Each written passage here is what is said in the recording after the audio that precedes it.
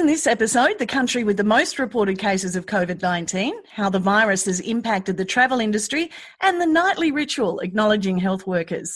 Welcome to the new daily World Nomads Podcast. We'll be keeping you up to date with travel alerts, information about coronavirus, and sharing some uplifting news and views to inspire you and keep you smiling. Hi, it's Kim and Phil, and while you're sharing your stories, we are working from our wardrobes. And Oh, no, I've changed. I've now got a pillow fort. I'll give you a photo. Okay. Great. Normally we're in the studio. This is the third time that we've attempted to record this, Phil, for you. So let's get it right, Phil. As mentioned, we're looking at how the travel industry has been impacted. When we chat with Jim, he's a US-based resident traveling with his family. He's holed up in Lima at the moment, but he also has a small travel company. But tell me, what's making travel news headlines related to the virus? Well, look, we know that the aviation industry has been badly affected by COVID-19, but here's some stats for you, again, at the time of recording. Air capacity is down 60% in Western Europe and down 40% in most other regions as well. That's a huge blow, isn't it? Obviously, hotels have taken a hit since the outbreak, but in some cities in China and across Europe as well, hotels are acting as hospitals for people with mild symptoms or as homes for medical staff. Apparently, over 7,000 hotels in the United States have expressed interest in converting their hotels to hospitals. Good on them. And meantime, it is the United States which now has more reported coronavirus cases than any other country in the world. This is not a race, people. They've got something like 82,000 cases on their books now. Well, that might be the reason why so many hotels are offering up their places to turn into hospitals. Yep. Well, Jim runs Cultural Explorers, and as mentioned, he's holed up with his family in Lima, but he's also on the board of a travel company. And at the time of recording, it's so hard to ask this question. He just finished a really long meeting when I asked him, "Hey, Jim, how's the travel sector been impacted?" Can I scream on this podcast, or is that allowed? Or no? Whatever you like. Listen, it's rough in travel. I actually have a couple different roles in the travel industry, maybe three in a sense. I wear a few different hats. I just got off before speaking with you. I just got off a board meeting call with one of the firms that I work with. I'm a board member of a firm called Exito Travel that is 100% connected to air travel, to airfares and flights. And as you can imagine, with all the lockdowns and all the stay-in-place orders, and it's a really crazy time. It's much worse than after 9/11. It's much worse than 2008 financial crisis. But at the same time, so it's bad. It's free fall pretty much. But it's, I just got off the board conversation, and yes, we're talking about slashing costs. Yes, we're talking about some layoffs. But we're also talking about, once things land, how do we go forward? So it's not, we know it's not an apocalyptic scenario in terms of, we know things are going to shake out. We know things are going to settle and get back, maybe not to where they were right before this, but to some semblance of, the new normal. But yeah, we're right in the front lines, if you will, in that sense, in terms of the travel space. The other hat that I wear, I have a very, what I like to call the world's tiniest tour operator, which is called Culture Explorers. And in that side of my life, I design, organize, and run specialty trips.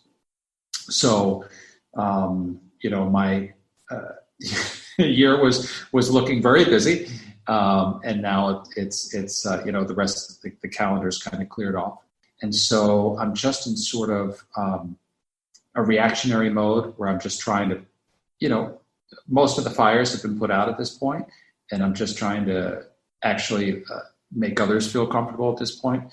And, maybe in a month or two, I'm just going to go, holy smokes, this is bad. But at the moment, I'm more thinking outwards than inwards.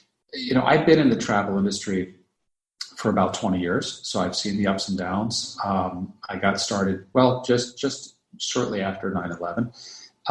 And so I've seen that. I've seen the 2008 crisis, the SARS and H1N1 and the different things. So I know things are going to settle. But a lot of the travelers, they're not in this every day, day in and day out. So they're terrified right now. So I feel like when I've had choices and it just seems like someone really just isn't comfortable, having their trip deposits out and not knowing, whether they can take the trip again. Maybe they're seeing their stock market portfolio crumble, or maybe they're having, some job concerns because unemployment's spiking. I just think that it's more important for me to reassure them. I'm just waiving our rules. I'm returning deposits. I'm just saying, look, take your time, be safe, be with your family, and when you're comfortable again, just it'll be a privilege to be of service again. I don't know. One of the things I joke about the world's smallest tour operator. Well, one thing that I'm very relieved about is that I don't have to worry about a big staff. That I'm supporting right now. I am, of course, worried about my local teams. I'm here in Lima, Peru, as you mentioned at the start. And, Peru is one of the countries where we do the most business and have the most, long-term relationships and the most travelers. And I'm worried about, my friends here on the ground. I want to see things rebound as soon as possible for them as well. So tell us how you came to be stuck in Lima, and who you're with and what you're doing. Are you in lockdown or self-isolation? Well, we're in lockdown mode right now. So as I mentioned, I have a lot of relationships here. I have business here, but I've also fallen in love with the country. It was spring break. I'm married and we have a 10-year-old son, and we decided to take a family trip. It was, with my business, it was a pleasure trip. It was a family trip. It was a spring break trip. But of course, for me too, being in the business, I'm seeing contacts, I'm developing things, trying new things, et cetera. So that's what brought us down here. I rented an apartment in Lima, and I was originally going to be here just for a few nights while we were staying in Lima before we went up to the Sacred Valley. And I kind of thought in the back of my mind, if things get really bad, sort of worst case scenario, I'll just, I'll extend the apartment.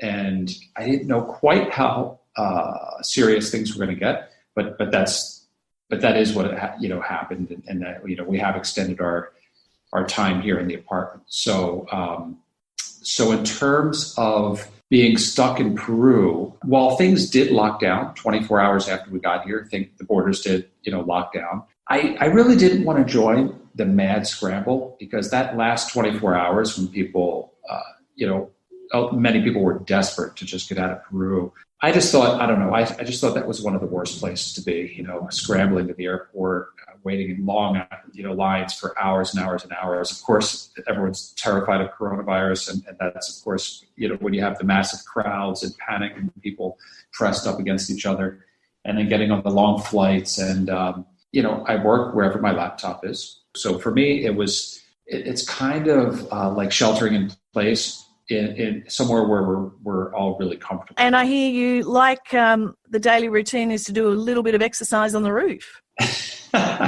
We're trying to find ways to put a little adventure, a little family time, a little discovery, a little physical activity, a little workout. We're in an apartment that has about 5 units, but it has a shared rooftop. So we're going up there every couple of nights, and we put on one of these, workout videos, and we're doing family workouts. Every little thing has become an adventure, going down to the fruit cart and picking out, some of the incredibly wonderful exotic fruits of Peru, and trying those for breakfast with yogurt. Yeah, things like that. Very nice. And part of their routine, Phil, also includes opening their window or standing on their balcony and clapping along with the rest of the neighbourhood in appreciation of health workers during this tough time. Oh, they're doing that in the United Kingdom as well. Every night the people get out and do a shout out to the National Health Service workers. Do you want to have a listen? Here it is.